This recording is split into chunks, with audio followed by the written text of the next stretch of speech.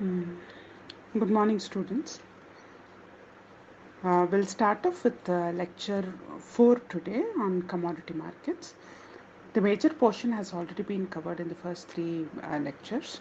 So today we'll be elaborating a little more on the main commodity exchanges, the two main national commodity exchanges, MCX and NCDEX. And we'll also be talking about the forward markets commission. So these can be short note questions in the exam. So whatever content I'm presenting right now, you can use that, for your learning. So let's get started. So I move on to slide number 2. So the title is MCX or Multi Commodity Exchange.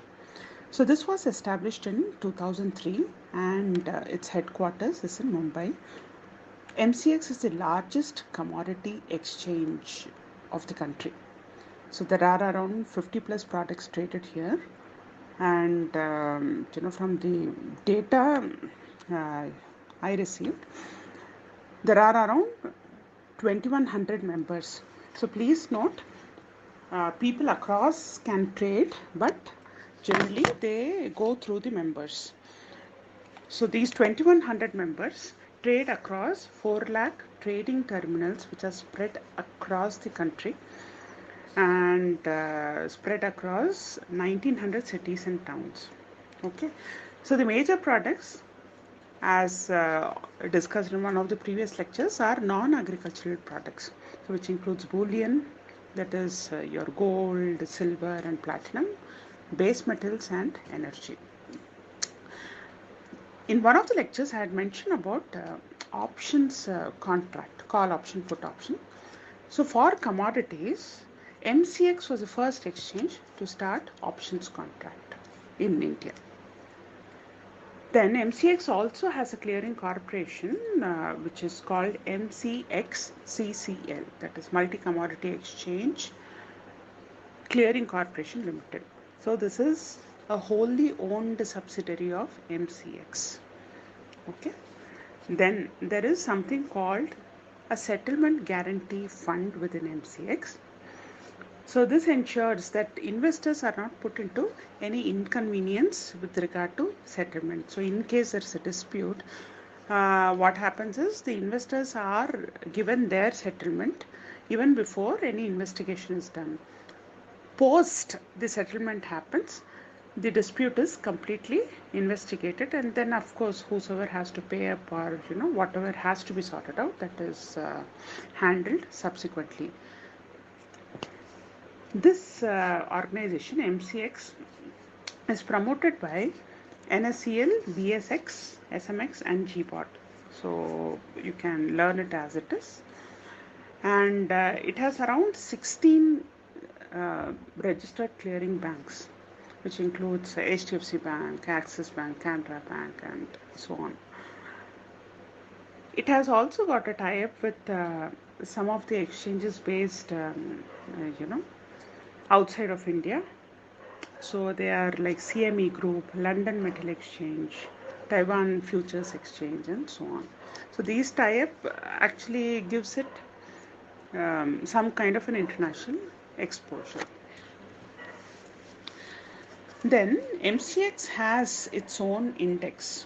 So I hope all of you are aware of index. In stock market, we had a similar term.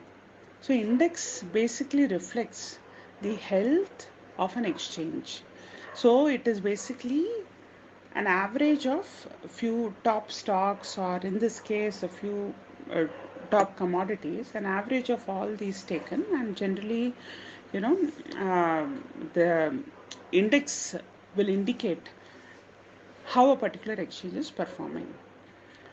So they have MCX has developed this index called ICOMDEX jointly with Thomas Reuters, and so there is an ICOMDEX base metal index, there is a bullion index, gold index, index for copper, and so on.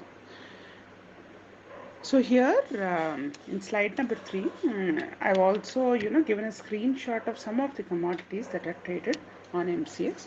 You can go through this even through their website. Now moving on to slide number 4. This is NCDEX. That is National Commodities and Derivatives Exchange Limited. This was also established in 2003 and established in Mumbai. The focus of this particular exchange was agricultural commodities. So there are more than 50 plus commodities. Most of them are agricultural commodities. It's a public limited company which is jointly promoted by ICICI, NABARD. NABARD is for agriculture, right? LIC and also National Stock Exchange. There are around 15 clearing banks registered with NCDEX, and the index that NCDEX has is called NCDEX Agri Index. This is jointly developed with NSE. Okay. The next slide, again gives a screenshot of the major commodities that are traded on NCDEX. Okay, we move on to Forwards Market Commission.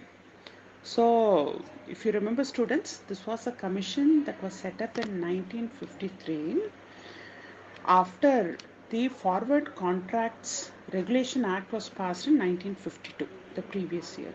The purpose of the commission was to oversee the activities of the commodity exchanges. Okay, so this was formed in 1953 and this is also headquartered in Mumbai. Originally, this was under the Ministry of Consumer Affairs, since most of the commodities were of agricultural nature. In 2015, this was merged with SEBI, and at present it is overseen by the Ministry of Finance. So the main functions of this commission would include to advise the central government with regard to anything that comes under the purview of the Forward Contracts Regulation Act, right? And this was set up to monitor the various exchanges. It was set up to monitor the forward markets, futures market. So the other main activity is to keep the forward markets under observation and take necessary action wherever required. Where things are not going all right, they will take the necessary action. The third important function is to ensure transparent and clear information is published, especially with regard to trading conditions with respect to commodities. This could include, the supply side, the pricing, the demand, and things like that.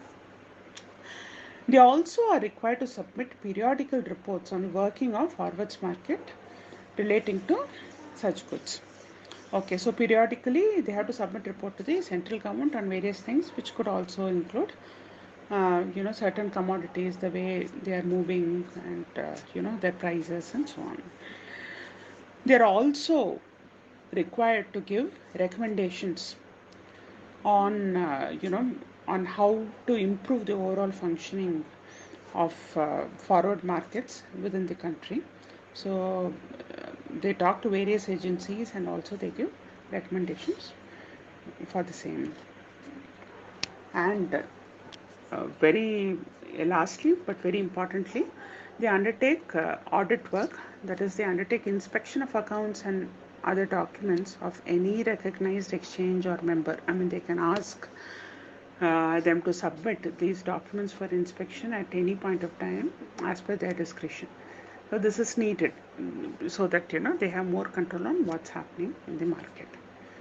As far as the members of the commission are concerned, they are the current members are Shri Ramesh Abhishek, who is the chairman.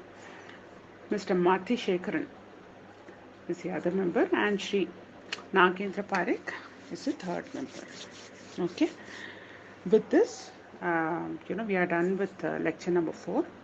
In the subsequent lecture, there are a few topics here and there which I will give in the form of short note, and I'll also cover the questions that have been asked in the previous papers, and if there is something left out, that will also be covered.